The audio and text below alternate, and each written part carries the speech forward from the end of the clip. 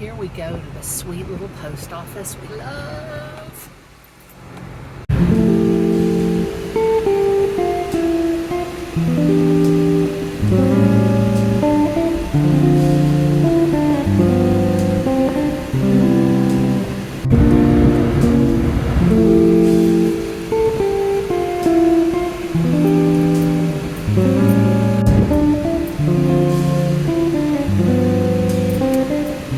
Hey y'all, hey, it's Patty with Giddy Things. I'm back for day 121 of our 5-minute in-name only exercise encouragement. How are you? Oh my goodness, I stumbled into productivity today.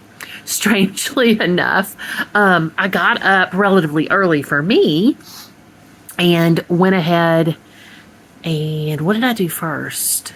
I went down, I was going to go to the post office. And I kind of just fumbled around for a while at first. I cleaned up a little bit in the bedroom and I was like, you know what? I'm going to go ahead and go downstairs and get started. I wanted to grade some essays that had just been turned in. And the post office has a lunch break for us from 12 to 1. And so I was like, you know what? I'll just go ahead and get started grading. And so I started, after I came downstairs, I started grading. I got a full set graded. I got discussion posts responded to. I was able to send a message I'd wanted to remember to send to our student dean and our dean of arts and sciences, and they were very helpful. And so got that done. And then I went to the post office. That was lovely. I saw one of my students. Well, actually, it's one of my students who married another student. I saw his mom in the post office because I let her go in front of me because I had some things I needed to ask the postal worker. I got some stamps. I got some cute stamps. And then, for my pen pal stuff. And, and I mailed my pen pal from Finland's letter to her with one of the pretty round global stamps. I don't know if I have I don't have those with me right now, but I'll try to remember in another video to show you the variety of stamps I got. It was what she had on hand, but they were all really pretty. I got the global ones, which are round, the international ones. They're $1.65. And then I got some freedom ones, the American flag ones, some dahlias. Those are really pretty. And some little additional postage school buses, which are an ounce each for the additional postage. Maybe I'll find them online and pop them up on the screen. What am I thinking? That's what I'll do. And so then I came back home, worked some more, and ended up doing my exercise. I pedaled for 30 minutes. And then I took a nice scrubby shower, came upstairs. I'm supposed to go out and about with my sister of choice best friend tomorrow. That's exciting. So got all that done and just kind of, again, I just stumbled my way around into productivity. God is so good. So yeah, got my hair up, drying my roots, and I'll probably end up reading tonight. I was going to diamond paint and I might still work on a coaster. I don't know, probably not. Not because I don't love it, because I do love working on it, but because I have just gotten tired, right? What do people say? I've run out of spoons. If you're familiar with spoon theory.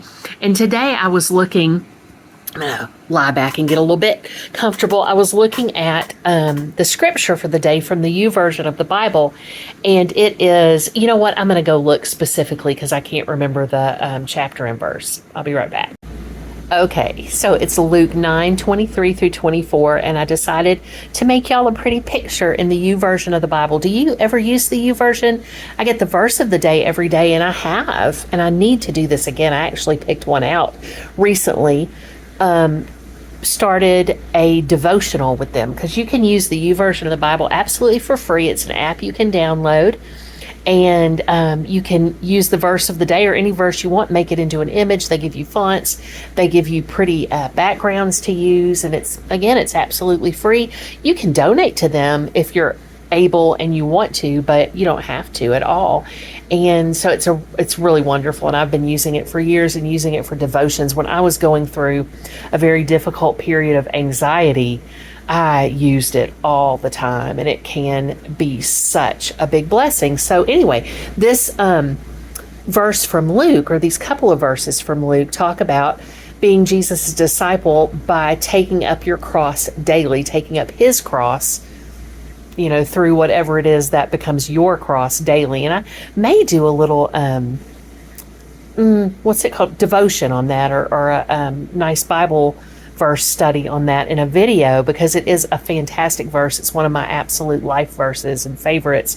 But I thought about that a lot when I was reading, because I was like, it can, what is, another really important scripture is when,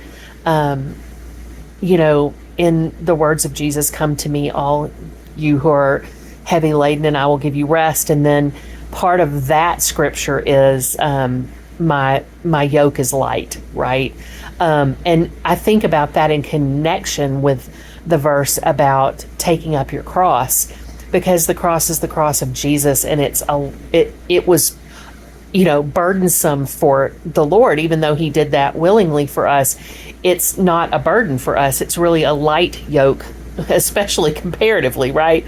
But all of that is just to say that it reminded me that when I am going through the things that bring me regular challenges, just everyday challenges, if I meet those with cheerfulness, I can serve God that way. And so that's something I thought I'd share with you, in addition to showing you the pretty picture that I put up about the verse. So that was something from today too. What have I had to eat today? I had a smoothie. It was so delicious. And I had a sandwich, a turkey sandwich. That was really good. And then tonight I had some tuna and some pickled beets, and it was so good. So yeah, I'm so grateful to the disembodied voice for helping me by doing so many things, but one of them is making me some food. So what are you doing today to be so kind to yourselves, to remind yourselves of how special you are, because you truly are? Oh my gosh, I hope you know how loved you are. I love you so much. So many love you. And my goodness, the most important thing of all, your Creator loves you. And your Creator, however you want to think of him, I hate to say it, but that's, if you want to just think of it, of the Creator as a genderless being or whatever, or them, or however you want to think about that. For me, that's God. But however you think about that, know that your Creator created you for joy, right? For love, for all sorts of wonderful things. If you're being borne down today with some kind of shame, or feeling like you don't matter, or you don't belong, pshaw, be gone with all that. Get thee behind me, evil spirit.